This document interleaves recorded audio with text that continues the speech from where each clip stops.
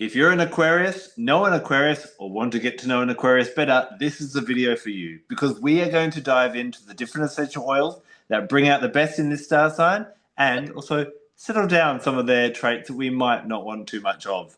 Joining me today, as usual, is Liz. How are you today, Liz? I'm very well, thanks. I'm really looking forward to this because I've really been sinking into vibrational aromatherapy this week, really thinking it through. And it's a great way to think about astrology, thinking about what signs represent and the sort of fields of essential oils marry up to get the same kind of vibration. So it's interesting to think it out and talk about that now. Very much so. And as we get to our last few zodiac signs, we started off with Aries at the start of this series, and Aries is considered the child of the zodiac. And now we're kind of getting into the grandparents and the kind of the wiser zodiac signs of life. Not necessarily saying that Aquarians are smarter than Aries, that would get us in trouble probably with the Aries, but there is that kind of higher realm thinking. And Aquarius, of course, is that sign of the humanitarian, the community, and being concerned about other people, which is such a big expansion from some of those earlier signs that are focusing on the practical, the physical, or themselves. Wouldn't you agree? Yeah, absolutely. I agree. And I think that it's a really valuable set of people to have us around us right now. Humanitarian endeavors when everything is going very self-centered. We're lucky to have these people, I think. Very much so. Now, remember, this doesn't necessarily mean that you have to have an Aquarius sun sign. For me, example, my moon sign is Aquarius. So your moon sign represents what's happening within. So maybe I may not show myself to be quite Aquarian, but I think within there's lots of Aquarian traits bubbling within me. I also have had experience with great Aquarians, and also there's one of my mother's ex-husbands was an Aquarian, so I've kind of got some negatives to say about Aquarians as well. Do you have some prototype Aquarians in your life? Well, actually, my one of my sisters is an Aquarian. And I was once in a relationship with an Aquarian, and to say that was difficult was the understatement of the year because Aquarians really don't think the same way as Cancerians in any way, shape, or form. I've discovered over the years. So yeah, I think they're lovely people, and I really like their innovative nature. But where Cancerians like to be in a relationship and they like to be free. It's not great. They'd rather retreat up to the study and work out how to heal the world, wouldn't they? Exactly. Yeah. So let's look at some essential oils for them. First of all, how do we bring out this real kind of humanitarian, unique, quirky, innovative traits? One of my favorite oils comes with a bit of an Aquarian story. It's a very Aquarian story, actually. And it's around Zeus and Ganymede. And I have told this in previous episodes, so forgive me if I'm repeating myself again. But basically, Ganymede was this beautiful young man who caught the eye of Zeus, the king of the gods. And Zeus is like, I want to spend a bit more time with him. So he invited him up to Olympus, and so he could keep him around, made Ganymede his cupbearer. Now, Hera, or Juno, Zeus's wife, started getting a bit jealous because Zeus was preferring to spend time with Ganymede than he was with her. And so she plotted to get rid of him. When Zeus got wind of this, he actually gave Ganymede some tansy to drink, and it made him immortal. And then he placed him in the sky as the constellation Aquarius. Now, when we look at the symbology here, this relationship was an odd one. It was an unusual one. First of all, it was between a mortal and a god. It was two men, and it was also a younger boy and an older man as well. And that is typically that Aquarian way of doing things outside of the box. We don't always have to do things the way we did, which is very, very different to Capricorn, which we talked about last week, which really is an upholder of tradition and the structures. Aquarius almost wants to throw that out and go, how can we make things better? Aquarius is all about AI and technology and computers and things like that. The oil that ties in, now, it wasn't Blue Tansy that he gave him, but it was Tansy.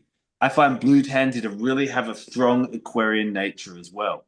What's amazing about Blue Tansy, this chamomile, it's blue because the chamazoline in it makes it royal blue, and it really helps us to create this sense of dreaming. I love working with Blue Tansy, especially when people get older, because as children we tend to be very What do you want to be when you grow up? I want to be a unicorn trainer. I want to be an astronaut. You can be whatever you want.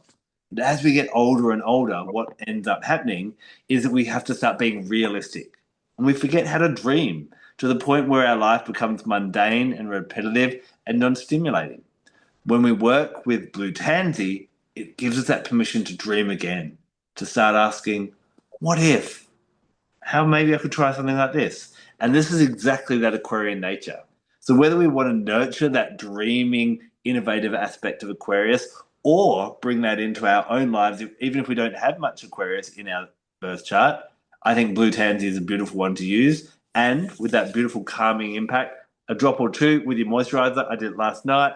Focus on the third eye chakra, calms the skin, but also grants you permission to dream as well. I love that. I'd forgotten that myth, and I wouldn't have thought of tansy either. It's not really an oil I use. Well, blue tansy isn't an oil that I use, but I do really like the herb tansy, which is actually a hazardous essential oil, I have to say.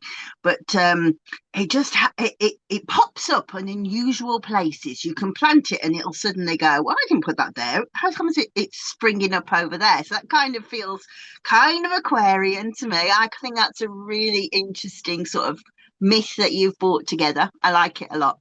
What else you got? Mm.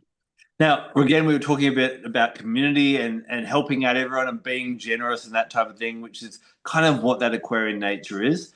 And if you wanted to find an Aquarian tree, look no further than the bitter orange tree. Very, very generous, and it's giving us oils from left, right, and center. We can get bitter orange oil from the fruit. We can get petitgrain from the leaves. But today I want to talk about orange blossom, which comes from the blossoms, and that's neroli.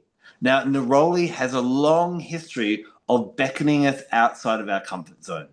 Nymphs would use the scent to beckon young men and women out of their bedchambers at night.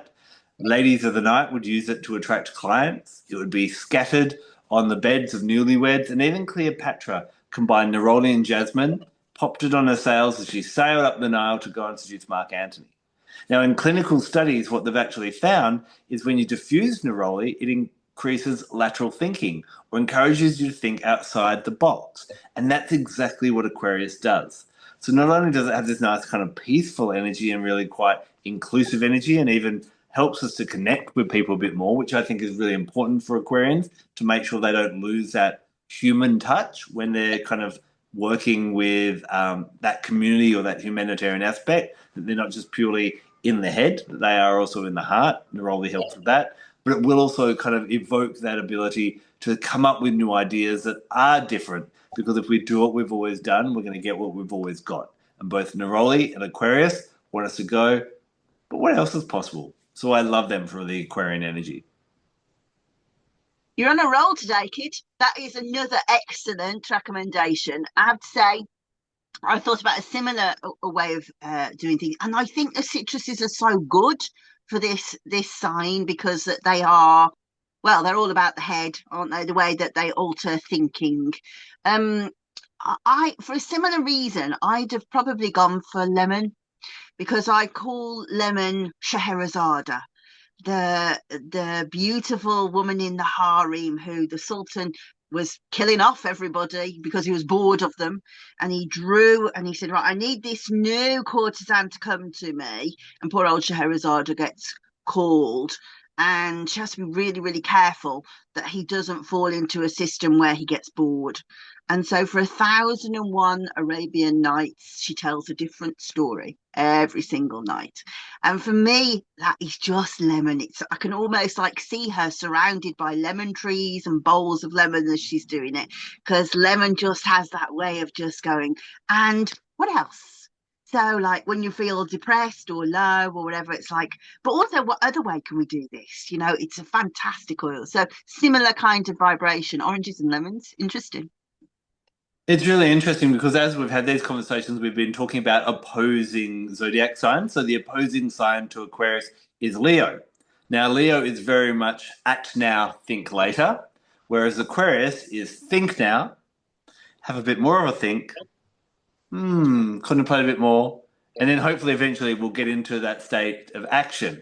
So the citruses obviously have a strong connection to the sun. The sun is the ruler of Leo. And so bringing in a bit more citrus, a bit more joyous, a bit more vibrant energy can be really great for the Aquarians as well. And this is where we kind of need to look at what happens when Aquarius is a bit off form. So what I find here is Aquarians, because they are always dreaming up how to make the world a better place, sometimes they can get to that point where they have worked out what everyone needs to do and they're just waiting for the world to catch up. They can be quite narrow-minded in, well, what would you know? I've worked out the solution, and can be very almost, I've found, quite bullish or opinionated or yeah, really dominating in the way of like not open to anything else beyond their spectrum. Have you said you've had some interesting relationships with Aquarius? Could you relate to that or Yeah. expand on that, Liz? Uh, Yeah. in a slightly different way, I wouldn't say bullish, but I would say that the thinking gets so elevated that it's so far above reality, it bears no relation to actually the problem any longer. Which Yeah. I think that definitely is a thing. And as for, yeah, I'll wait, and I will avoid the problem for years and years and years, not like weeks and weeks and weeks, years and years and years. Yes, I do relate to that. And so for me, I think this is where patchouli is really great. Patchouli is one of the ultimate oils at helping you bring you back to the present, be aware of your surroundings, possibly be aware of other people as well. I'll bring in my other oil at the same time. I'd also bring in spearmint. I find spearmint actually helps to increase our awareness of things beyond ourselves. So I kind of get this vision of the typical Aquarius of being locked away in the study, studying and coming up with theories and writing books and reading books and not realizing what's happening in the big wide world when they're out of touch.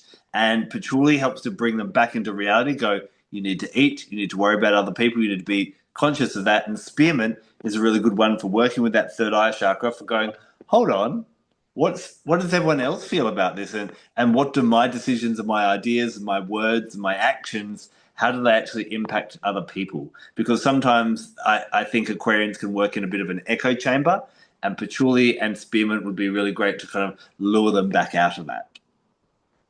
I really get those recommendations. Speak a bit more to why you went to spearmint there, because that's not a dimension I see of the oil. So explain that to me. Yeah, I find all the mints are really good at opening different types of awareness. Peppermint is a really great one for the obvious, and that's why I call it day mint. Whereas spearmint, I've found throughout my work and even in a few different historical references, where it was more to do with being aware of more subtle energies. So I like to work with spearmint once the sun goes down. I like to pair it with a bit of a technology detox, where we are kind of becoming more aware of the more subtle things that are within us, but also around us as well. In the past, we used to think, there were dragons and unicorns and fairies and all that type of thing. But I wonder these days whether, because we've got so many lights on and so many things beeping and making noises, that maybe the dragons and the unicorns are still there, but we just don't notice them. And spearmint kind of can help to open up that subtle awareness of those things on that mystical level. But from this Aquarian context, I guess it's more about just kind of missing things you might, noticing things you might normally miss because you're stuck in your own head. That is wild. I love that. I'm stealing it all. Thank you for that explanation. Do you know, I think this probably speaks to the differences between yours and my personality, which I think is always interesting when you're looking at aromatherapy, because and this is something that people we don't really think about very much, is my perspective of what somebody's doing will be different to your perspective of what somebody's doing and how they're acting out. And this really does come to play in like the mind, body, spirit aspect of healing somebody. Now, for me, I wouldn't be looking to say to them, okay, open your perceptions. I'd be going, oh, will you please get out of your head? Because I'm just harsher than you, I think, as a person. And for me, I mean, Dex was editing our videos the other day and he went, oh, Mum, is there ever going to be a week where you don't recommend Sweet Basil? And the answer to that is no, probably not. Because I think that I've decided that I'm more and more like Basil as I get older. But this idea that the Aquarians go up and up and up and up and up till the idea is so above what else is going on in the real world, I always imagine Sweet Basil as a sergeant major on the side of a plane, and somebody's dithering about actually jumping out and opening the parachute, and they stand there for ages and they're going like, but what if I fall? Oh, what if the parachute doesn't open? What if? And they just go, okay, bye. That is exactly what Sweet Basil's like. Get out of your head, get into your body, just do it. And I think that's really interesting that you would have said, okay, open your awareness, and I'd go, oh, will you stop? Yeah. You know, it's really interesting the fact that you brought up Basil. Of course, this is the second episode I've recorded today. Earlier today, I was talking to our good friend here in Australia, Debbie Atterby, and we were recording our latest one on Australian essential oils. She's been on our show before, and we do an Australian oil each month, and we're talking about strawberry gum, which is an amazing eucalyptus that everyone needs to know more about. We haven't had a chance to talk about it on our channel, but we were talking about oils that we hate, and she hates basil. And I know you two are such good friends, and you keep talking about it, and she runs away from it whenever she can. So that was quite Yes, ironic. I think it's probably like rosemary is for me, kind of too similar, because she can be bossy when she wants to be. She is one of my best friends, so I'm allowed to say that about her. But she can be bossy if she wants to be, and like I can be bossy. So I can imagine that she probably goes shh to it. Get out of here. Quite possibly. Let us know in the comments below if you are a fan of basil or not. There's a lot happening in the world right now. There's wars, there's financial pressures, there's health concerns, and all of this can be quite overwhelming. Just open up social media and you're going to be subjected with all these different things which can kind of drag you into more and more gloom. I've been reflecting on this recently, and then I think about when I just step out my own back door and immerse myself in nature. Nature helps us to find peace, harmony, and to put everything into perspective. Recently, I've wanted to try and help people to engage a bit more with nature through different gifts of nature, such as essential oils and crystals and so on. But being able to stretch out and reach people that way is often through that overwhelming social media. So I've come up with a solution. I've created a collective, a community where we can all gather and we can share our experiences with our oils, with our crystals, with nature, as the animals sing and dance and talk to us in different ways. And I'd like to invite you to join this community. It's called the Living with Nature Collective, and it is available to you to come in and interact and meet like-minded people. Our life is generated by what we give attention to, and it's time to start giving more attention to nature in a way that you're not surrounded by other barrages of information. I'd like to offer you a 7-day free trial for my new collective, and if you look at the link below, you can click today and check it out. Come in, introduce yourself, meet other people, and be able to experience live classes, pre-recorded classes, conversations, polls, work out what's happening astrologically, what crystals are the best for you right now, and have your questions answered by me and other experts as well. I'm really excited to launch this new initiative of the Living with Nature Collective, so please check out the link below, come say hi, and I look forward to seeing you there. But I'm really interested in, you said you've been diving deep into this vibrational aromatherapy this week and what you've come up with for Aquarius. Well, I mean, really, this is what we do all day, every day, isn't it? When we're thinking about, right, what is the actual feeling that astrology, that astrological archetype has? What is it? How does it speak to the universe? How does it speak through us? And then finding an essential oil that speaks the same way to that field. That's exactly what vibration aromatherapy is. But the most interesting aspect, of course, about doing this kind of work, I think, is the medical astrology. So because we're almost going from, we've been talking about the vibrational aromatherapy, mine goes actually into the physiological aspect of what does that archetype do. And with Aquarius, actually, it's quite interesting because it overlaps a lot with Aries, because Aries rules the blood, and the Aquarian archetype is all about flow, and so therefore it's about how the blood moves through the body. And actually, when we get onto Pisces, this becomes even more interesting in Pisces than it is in Aquarius. But still, we think about how the flow of the blood can be impeded, for example.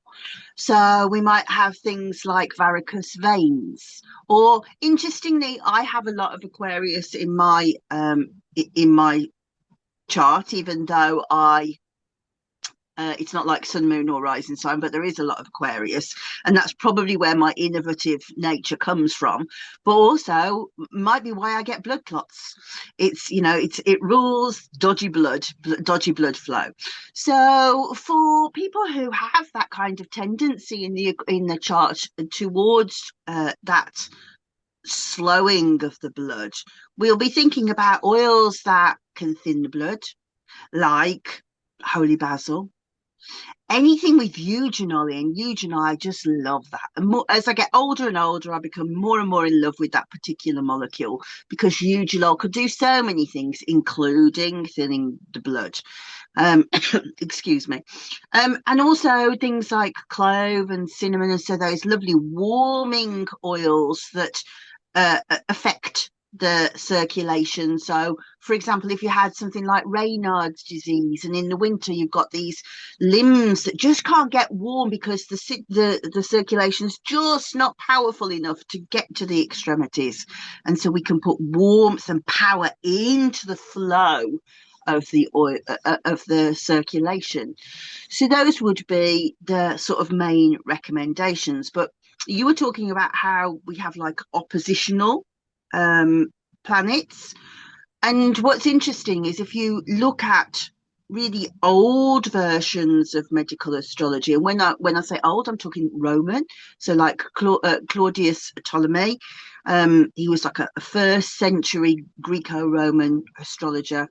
It's really interesting to read. He talks about how there's like this relationship between Aries and Aquarius and Leo, how the Leo is the pump for the Aquarian blood, the Aries blood that moves it through the Aquarian sort of flow of the body. And so even though they didn't actually understand the anatomical structure of the body, they'd really got that energetic aspect of what the vibration of the planets was doing within the corporeal state. It's really, really interesting. Yeah, so can you explain that a little bit more? So is there also a relationship between those three zodiac signs, or is it just the heart to the blood to the veins type of thing, or is there so from the I don't know, in terms of like what you would, I mean, I'm sure if you put a lot of time into it, you could say, maybe they're cardinal signs or whatever, they're not. But no, what he was saying was that you kind of have to have this balance between the three signs within them. And so even when you have a planet come into hard aspect to Aries, there's a chance that it's going to be affecting your Leo, or it's going to be affecting your Aquarius, because it's affecting the blood. It need not necessarily be just only about the blood. It could be about the actual flow of the blood, or how it gets pumped through the body, which of course is the Leo heart. So they're all kind of interrelated in that way, for sure. Yeah. Mm-hmm. Mm-hmm. So your top oils for Aquarius, what would you go would be the your favorites? I think I would go Holy Basil for my very favorite, because I do think it has that kind of innovative nature about it anyway. It's an adaptogen oil. It can do fantastically clever things, but it thins the blood.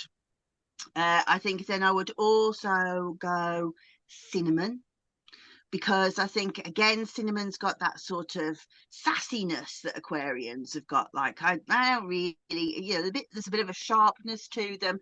And if somebody is kind of stuck in the whole thinking wheel,